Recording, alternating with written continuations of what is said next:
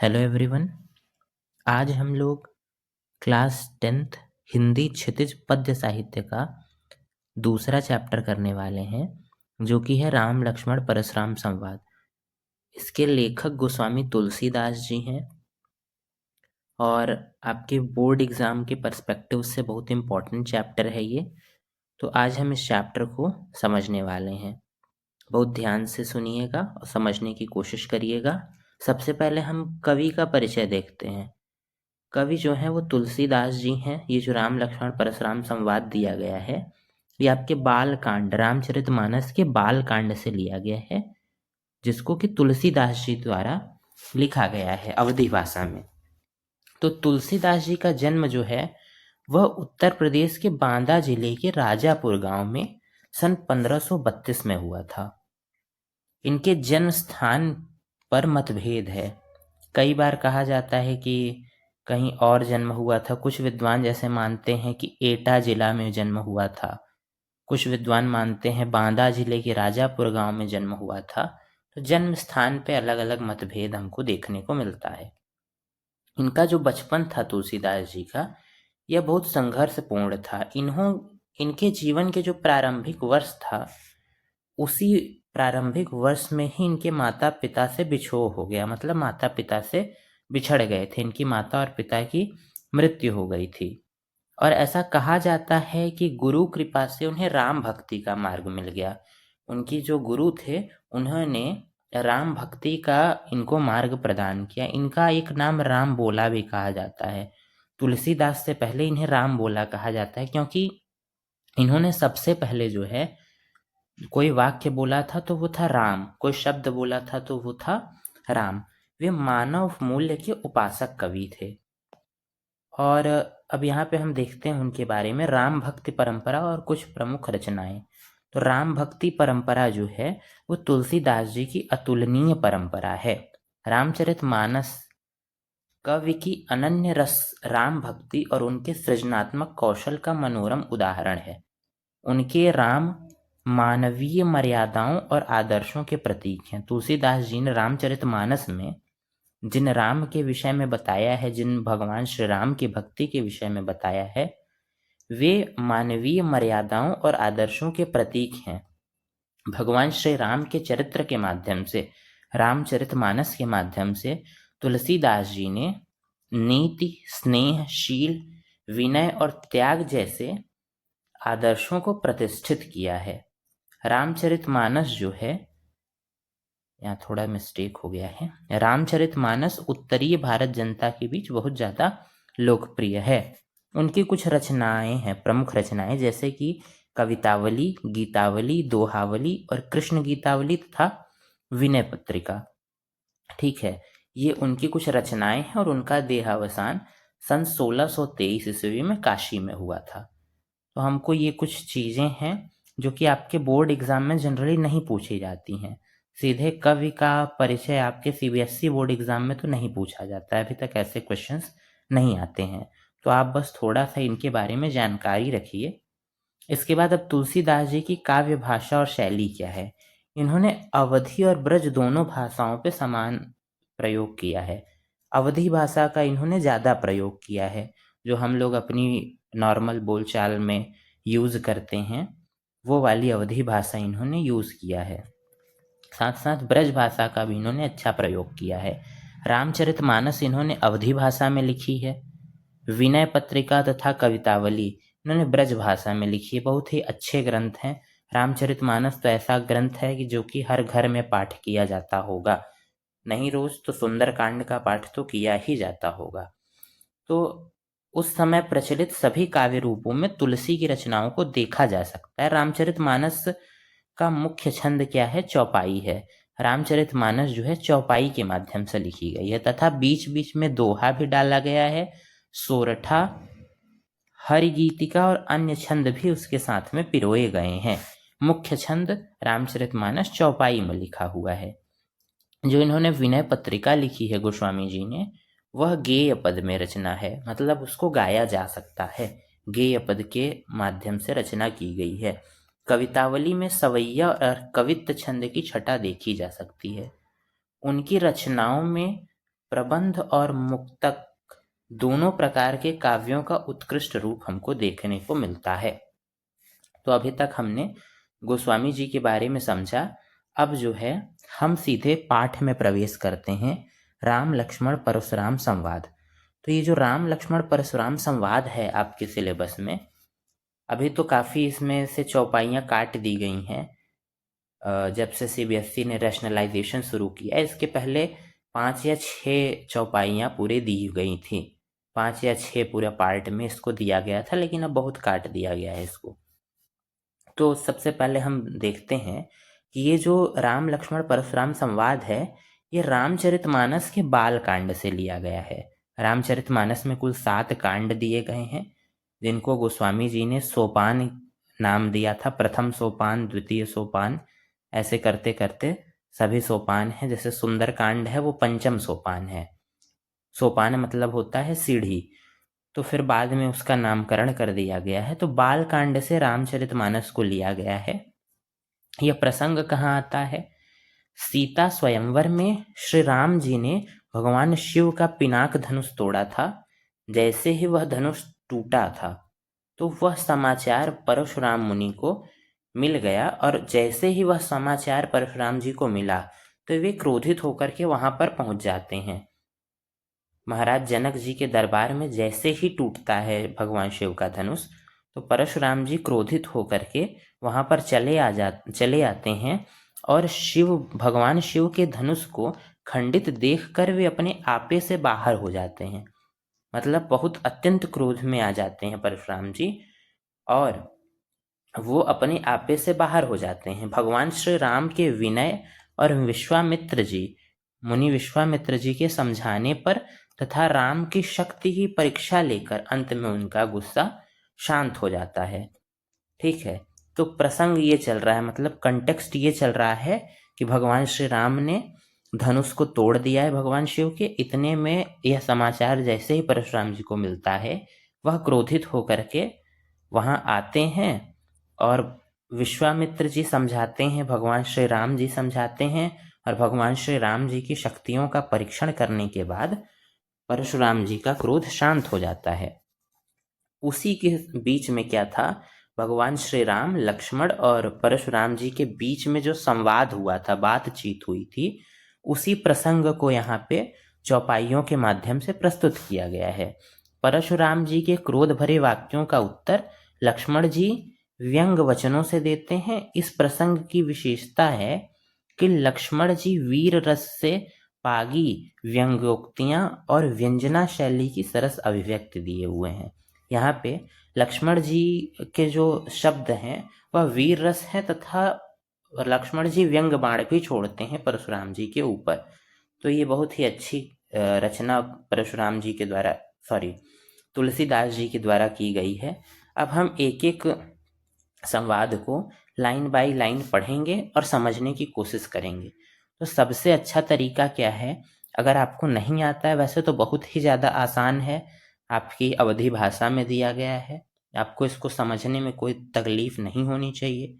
लेकिन अगर होती है तो आप अपनी किताब में ही हर शब्द के ऊपर जो भी आपको नहीं समझ में आ रहा है उसे तुरंत अंडरलाइन करिए, और उसका अर्थ तुरंत वहीं पर लिख लीजिए। पेंसिल से ही, पेन से, जैसे भी आपकी इच्छा हो उसी जगह पर लिख लीजिए। जब आप पढ़ेंगे तो आपको आसानी होगी। ठीक है, तो चलिए शुरू करते हैं। सबसे पहले है यहाँ पे कि नाथ शंभुधनु भंजनिहारा, हुई हैं क्यों एक दास तुम्हारा। नाथ शंभुधन भंजनिहारा, हे नाथ भगवान शिव का धनुष तोड़ने वाला। नाथ, नाथ किसे कहा जा रहा है? परशुराम जी को नाथ कहा जा रहा है। और शंभुधन, शंभुधन मतलब होता है भगवान शिव का धनुष। ठीक है, भंजनिहारा, भंजनिहारा मतलब होता है तोड़ने वाला। हुई हैं क्यों एक दास तुम्हारा, होगा कोई एक दास, दास मतलब सेवक, तुम्हारा मतलब परशुराम जी के लिए कहा गया है आपका। ये कह कौन रहा है? भगवान श्री राम जी कह रहे हैं, परशुराम जी को बता रहे हैं कि हे नाथ, हे परशुराम जी, शंभु का धनुष, भगवान शिव का धनुष भंग करने वाला, तोड़ने वाला कौन होगा? केवल आपका कोई एक दास ही होगा। हुई है क्यों एक दास तुम्हारा। भगवान शिव का धनुष तोड़ने वाला, भगवान शिव का धनुष भंग करने वाला, हे नाथ, वह आपका कोई एक दास ही हो सकता है। किसी और में इतनी सामर्थ्य नहीं है कि वो भगवान शिव का धनुष भंग कर सके। शिव का धनुष भंग करने वाला आपका कोई दास ही होगा। आयसु, क्या आज्ञा है मुझसे कहिए। आयसु, कहा कहिए किन मोहि। हे नाथ, क्या आज्ञा है आप मुझसे कहिए। कहिए किन मोहि, क्या आज्ञा है वह आप मुझसे कहिए। हे नाथ, ये कौन कह रहा है? भगवान श्री राम जी कह रहे हैं कि नाथ संबुधन भंजनिहारा। हे नाथ, हे परशुराम जी, भगवान शिव का धनुष भंग करने वाला हुई है क्यों एक दास तुम्हारा। केवल आपका कोई एक दास ही हो सकता है जिसने भगवान श्री शिव का धनुष भंग किया हो। क्या आज्ञा है आप मुझसे कहिए। और इतना ही सुनते ही परशुराम जी कैसे बोलते हैं, सुनि रिसाई बोले मुनि को ही। इतना सुन करके क्रोधित हो करके, सुनि रिसाई, रिसाई मतलब क्रोधित हो जाना, गुस्सा जाना, रिसिया जाना। सुनि रिसाई बोले मुनि को ही, ऐसा सुनकर क्रोध में जो है मुनि क्या बोलते हैं, कोही मतलब क्रोध में। इतना सुनकर रुष्ट हो करके मुनि क्रोध में क्या कहते हैं, कहते हैं कि सेवक सो जो करे सेवकाई। परशुराम जी कहते हैं कि सेवक वो होता है जो सेवा करे। सेवक सो जो करे सेवकाई, सेवक वो होता है जो सेवकाई करे। सेवकाई मतलब सेवा करने का कार्य। सेवक सो जो करे सेवकाई, सेवक वो होता है जो सेवा करे। अरिकरनी कर करिए लड़ाई। अरिकरनी मतलब शत्रु से क्या करनी चाहिए, लड़ाई ही करनी चाहिए। शत्रु का काम क्या है, लड़ाई करना। अरिकरनी मतलब शत्रु का कार्य यह है कि वह लड़ाई ही करता है। सेवक का कार्य क्या है, जो सेवा करता है। यहाँ से प्रश्न पूछा जाता है परशुराम जी के अनुसार सेवक के क्या लक्षण हैं। तो सेवक वो होता है जो सेवा करे, और शत्रु का काम क्या होता है, वह लड़ाई करता है। ठीक है। सुनहु राम, हे राम सुनिए। हे राम सुनो या फिर सुनिए। जे ही शिव धनु तोड़ा, जिसने भगवान शिव का धनुष तोड़ा है। सुनहु राम जे ही शिव धनु तोड़ा। हे राम सुनो, जिसने शिव का धनुष तोड़ा है वह कैसा है। सहस बाहु सम सो रिपु मोरा, सहस्त्र बाहु के समान। सहस बाहु सम, सम मतलब होता है समान, सम सरिस समान। ठीक है, ये कौन सा अलंकार है, उत्प्रेक्षा अलंकार है। सम सरिस समान जहां पे आता है वह उपमा अलंकार है। सहस बाहु सम सो रिपु मोरा, वो सहस्त्र बाहु के समान कौन है, मेरा शत्रु है। सहस बाहु सम सो रिपु मोरा।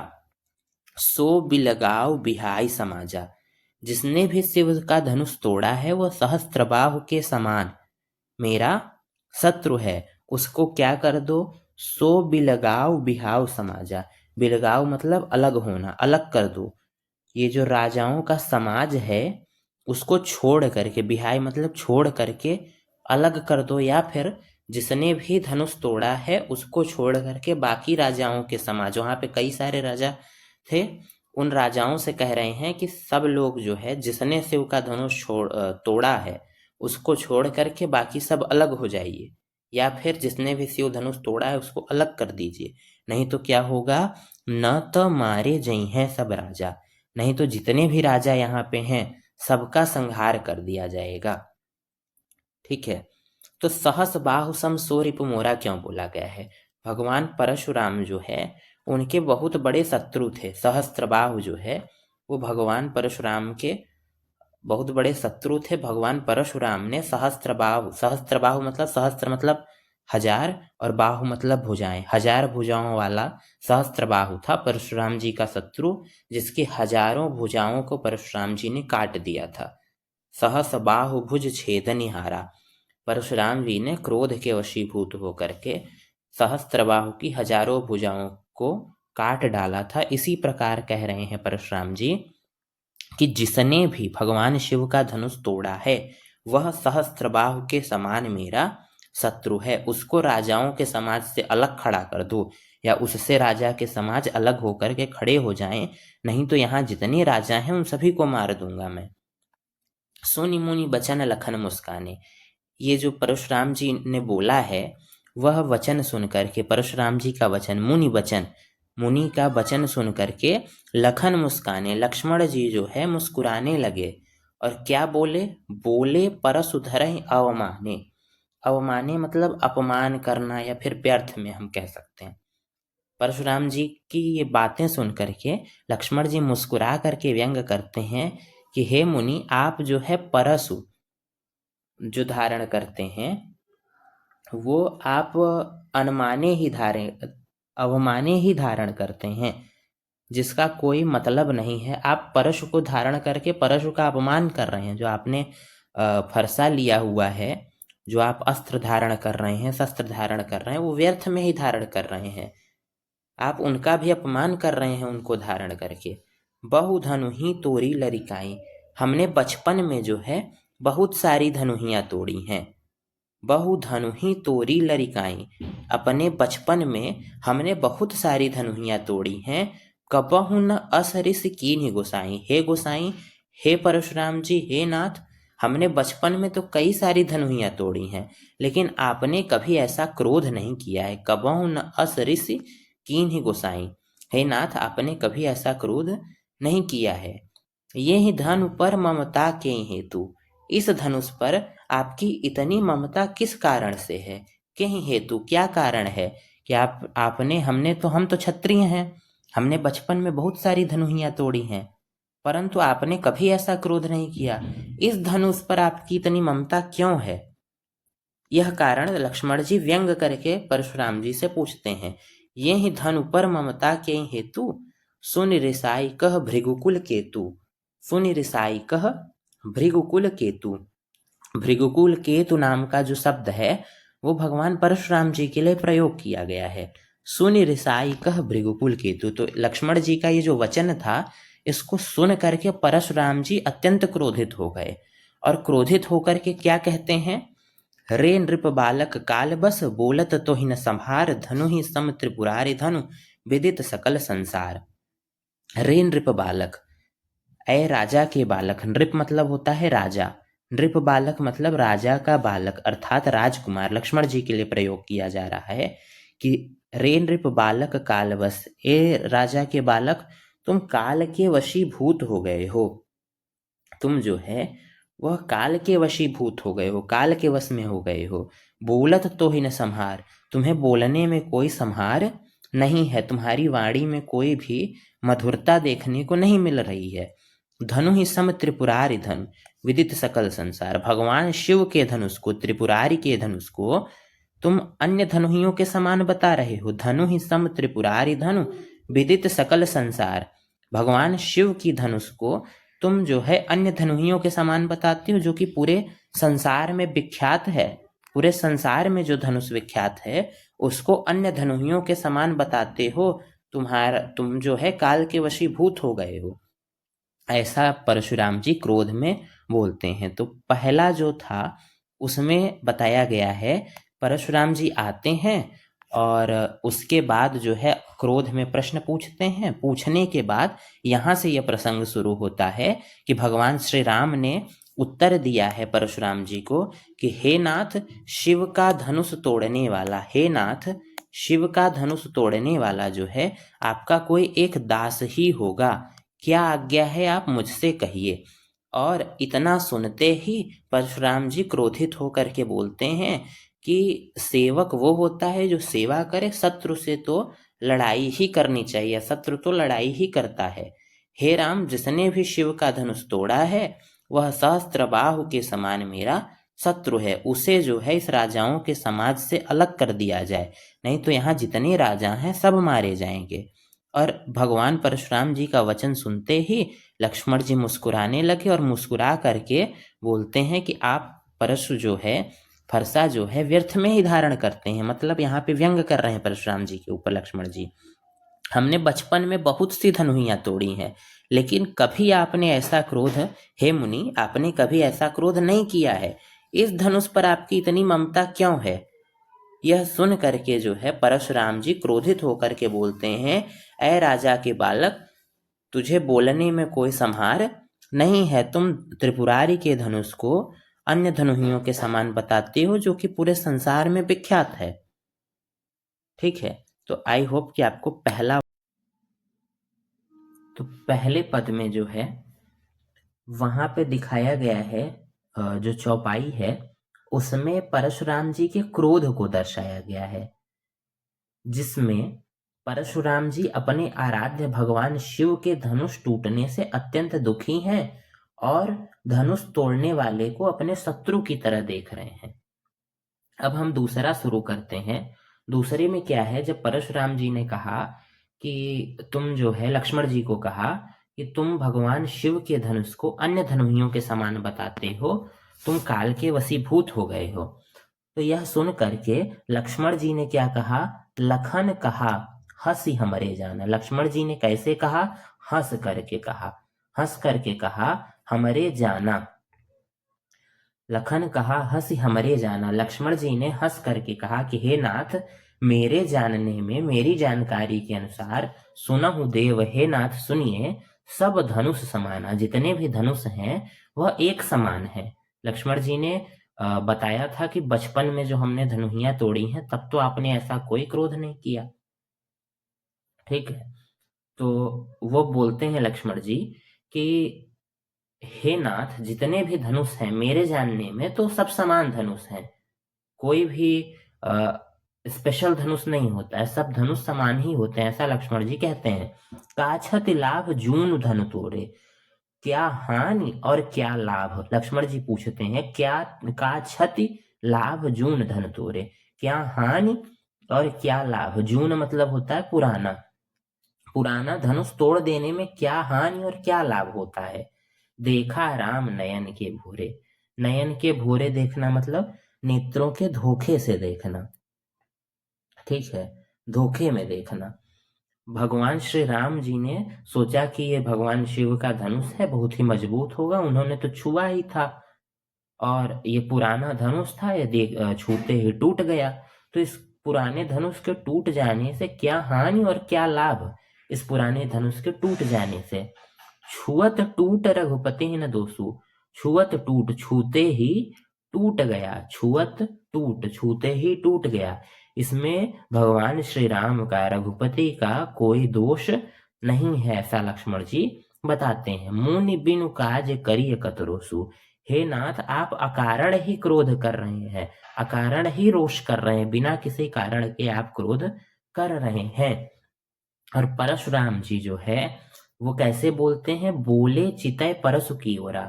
चितय मतलब देख करके या फिर दिखा करके, अपने परशु जो धारण किए हैं उन अपने हाथ में जो फरसा लिए हुए हैं, परशु लिए हुए हैं, उसकी ओर देख करके परशुराम जी क्या बोलते हैं या दिखा करके क्या बोलते हैं कि रे सठ, यहाँ सठ होगा, रे सठ सुने हो स्वभाव न मोरा, रे सठ सुने हो स्वभाव न मोरा, ऐ जो है मूर्ख, तुमने मेरा स्वभाव नहीं सुना है।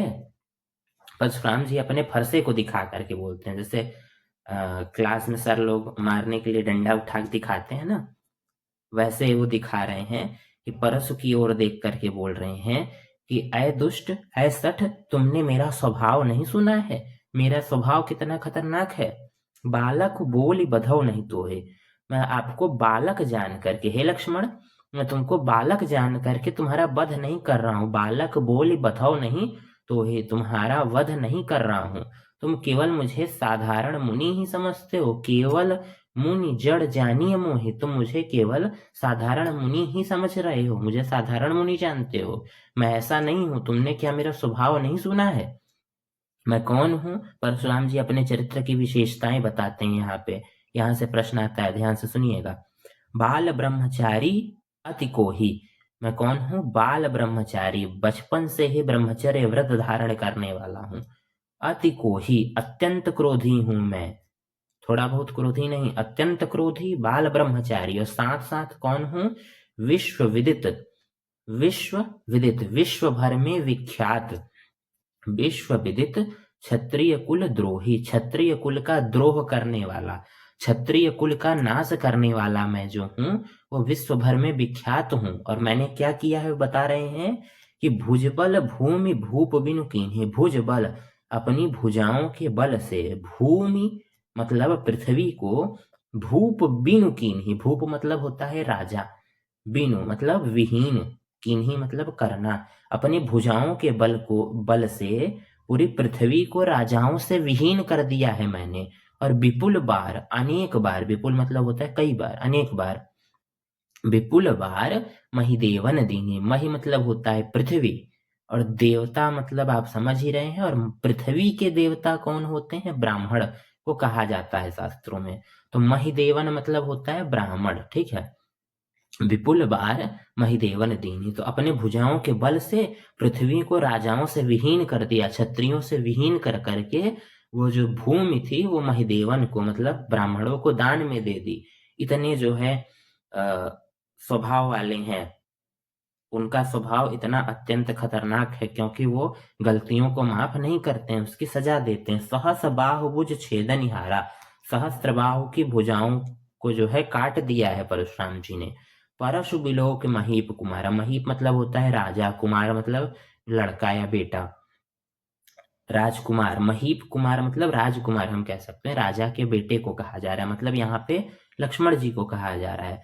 परसु बिलोक महीप कुमारा, परसु मतलब जो फरसा हाथ में परशुराम जी धारण किए हैं, बिलोक मतलब देखो, परशुराम जी कहते हैं राजा के बालक, ऐ लक्ष्मण तुम मेरे फरसे को देखो, कितना जो है यह इतना घोर है, अत्यंत भयावह है, इस फरसे को तुम देखो और डरो इससे। फिर परशुराम जी क्या कहते हैं? मातु पितहि जन सोच बस, करिस महिष किशोर, गर्भन के अर्भक दलन, परशु मोर अति घोर। अपने फरसे की विशेषता बता रहे हैं, अपने परशु की विशेषता बता रहे हैं परशुराम जी कि ऐ लक्ष्मण तुम अपने माता पिता को सोच बस मत करो, अपने माता पिता को टेंशन मत दो, ठीक है।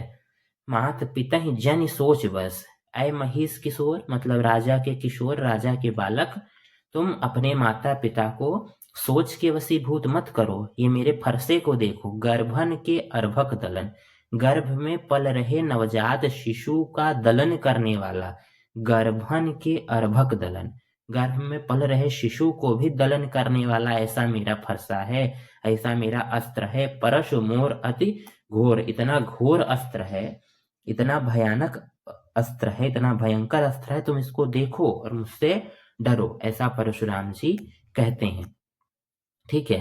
अब एक बार इसको एक साथ देखते हैं। आई होप कि आपको समझ में आ रहा होगा। नहीं आ रहा है, वीडियो की थोड़ी स्पीड कम ज़्यादा है, अपने हिसाब से आप एडजस्ट कर सकते हैं। कोशिश की जा रही है कि आपको जो है प्रॉपर अच्छे तरीके से एक्सप्लेन किया जाए। अगर आप ध्यान से इस वीडियो को देख लेते हैं और दोबारा एक बार रिवीजन कर लेते हैं तो मुझे नहीं लगता कि अगर आप फोकस के साथ पढ़ रहे हैं, सुन रहे हैं, तो आपको दोबारा कोई इसमें समस्या आने वाली है, ठीक है। तो लक्ष्मण जी कहते हैं, अभी जब परशुराम जी ने कहा था कि मेरा सॉरी ये जो भगवान शिव का धनुष है इसको तुम अन्य धनुहियों के समान बता रहे हो, जो बचपन में तुमने धनुहियां तोड़ी थी उसके समान बता रहे हो। तो उस समय लक्ष्मण जी ने कहा हंस करके कि हे नाथ, हमारे जानने में सारे धनुष एक समान है, पुराना धनुष टूट जाने से कोई हानि या फिर कोई लाभ नहीं होता। भगवान श्री राम ने धोखे से इसको देखा था, उन्हें लगा कि नया मजबूत धनुष है, परंतु ये छूते ही टूट गया, छूते ही टूट गया, इसमें भगवान का कोई दोष नहीं है, आप अकारण ही क्रोध कर रहे हैं।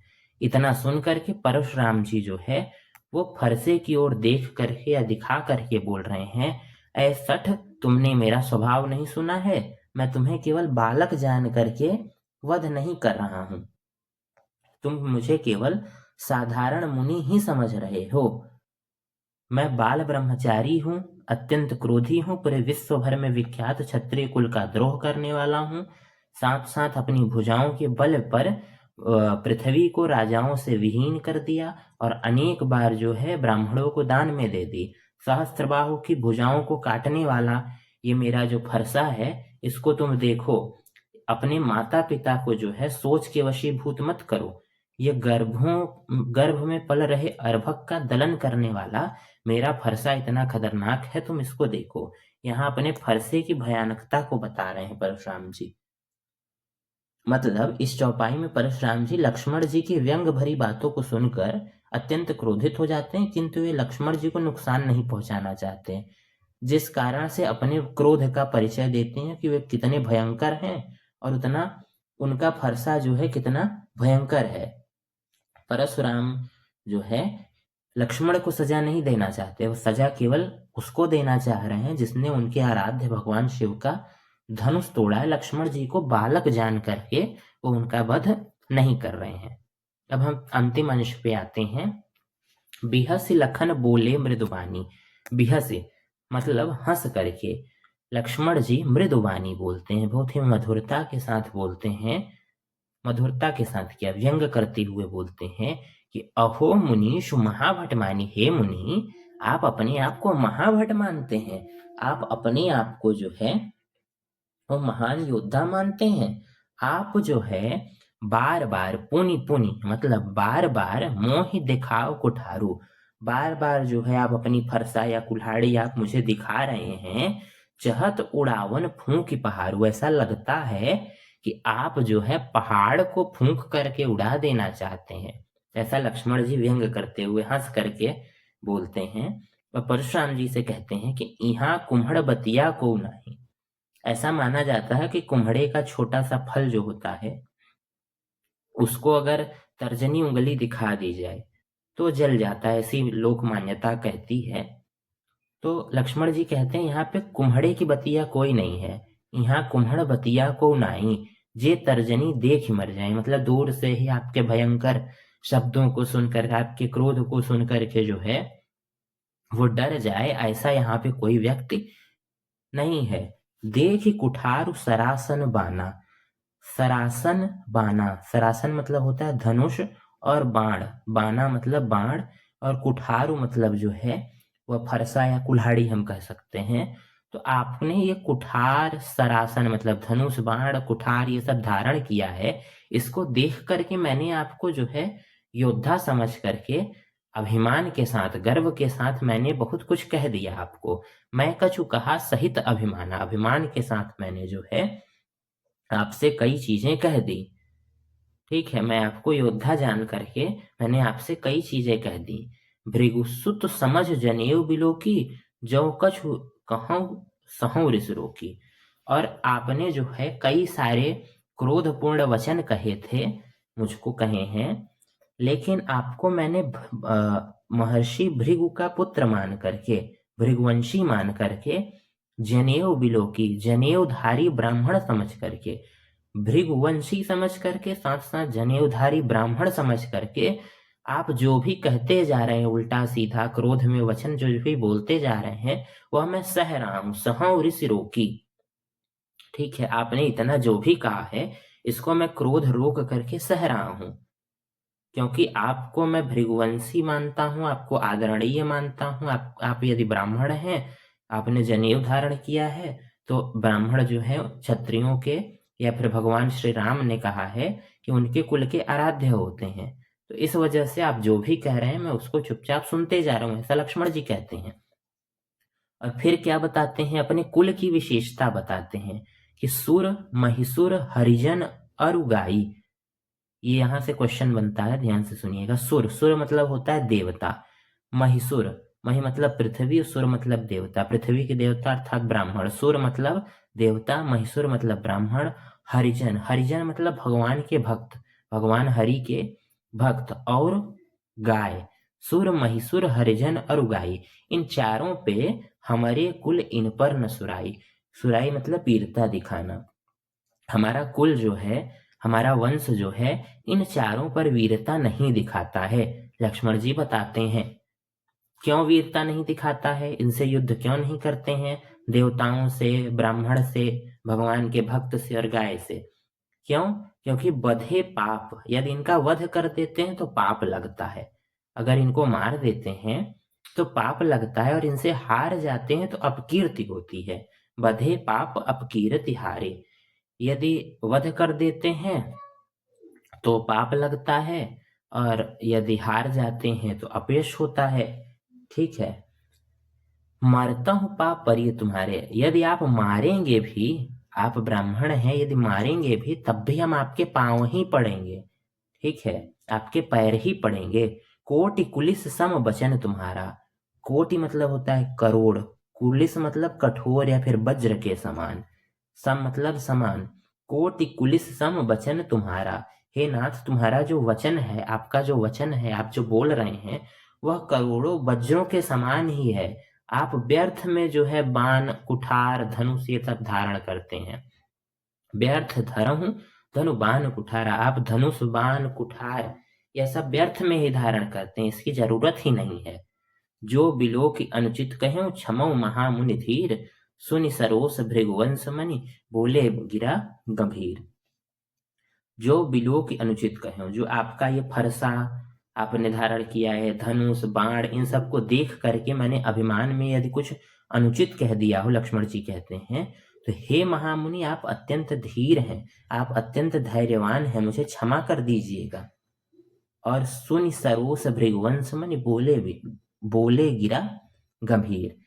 क्रोध में भर करके, सरोस मतलब क्रोध में, सरोस रोष के साथ, क्रोध के साथ, इतना सुन करके क्रोध के साथ जो है वाणी में भृगुवंश मनि मतलब परशुराम जी गंभीर वचन बोलते हैं। तो आपके सिलेबस में इतना ही है, ये कंप्लीट होता है। ठीक है। यहाँ पे अंतिम वाले काव्यांश में परशुराम जी के क्रोधित वचनों को सुनकर लक्ष्मण जी द्वारा अत्यंत कोमल वाणी में हंसकर उनको प्रत्युत्तर देते हुए कहते हैं कि वे भृगुवंश मणि समझकर और कंधे पर जनेऊ देखकर आपके क्रोध को सहन कर रहे हैं। उनका तो एक एक वचन जो है करोड़ों वज्रों के समान कठोर है। उन्होंने व्यर्थ में ये फरसा और धनुष धारण किया हुआ है। इन वचनों को सुनकर परशुराम जी और अधिक क्रोधित हो जाते हैं। ठीक है। परशुराम जी को अत्यंत क्रोधित होकर अपने क्रोधित व्यवहार के बारे में बताते हुए देख करके लक्ष्मण जी उनके बताए हुए एक एक बातों का खंडन करते हैं, और ऐसा करते ही जो है परशुराम जी अत्यंत क्रोधित हो जाते हैं। फिर अंत में भगवान श्री राम जी ने जल के समान अत्यंत मधुर वचन बोले हैं, और उससे परशुराम जी का क्रोध शांत हो गया है। ठीक है। अब आपके सिलेबस में यहीं तक है।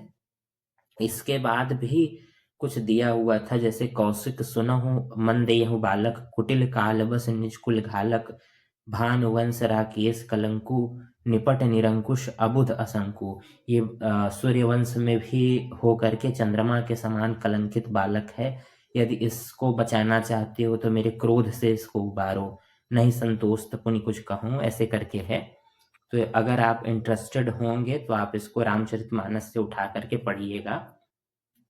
और यहाँ पे जो भी प्रश्न अभ्यास दिए हुए हैं आपके एनसीईआरटी की किताब में, आप उसको कंप्लीट कर लीजिएगा।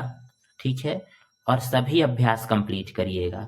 एक बार आप खुद से करिए, एक बार आंसर से मैच करिए, अपनी भाषा को, अपनी लेखन शैली को सुधारिए। जितना अच्छा आप लिखेंगे उतने अच्छे आपको नंबर मिलेंगे। ठीक है।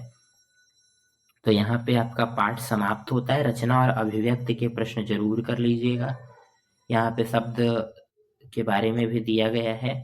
साथ साथ दोहा और चौपाई के विषय में हम थोड़ा सा समझ लेते हैं। दोहा एक मात्रिक छंद है, मतलब जिसमें मात्राएं होती हैं। पहली और तीसरी पंक्ति में 13-13 मात्राएं होती हैं, और दूसरी और चौथी पंक्ति में 11 मात्राएं होती हैं। चौपाई क्या होता है? चौपाई भी एक मात्रिक छंद है, और 4 पंक्तियों का होता है, और प्रत्येक पंक्ति में 16 मात्राएं होती हैं। आप रामचरितमानस उठा के देख सकते हैं।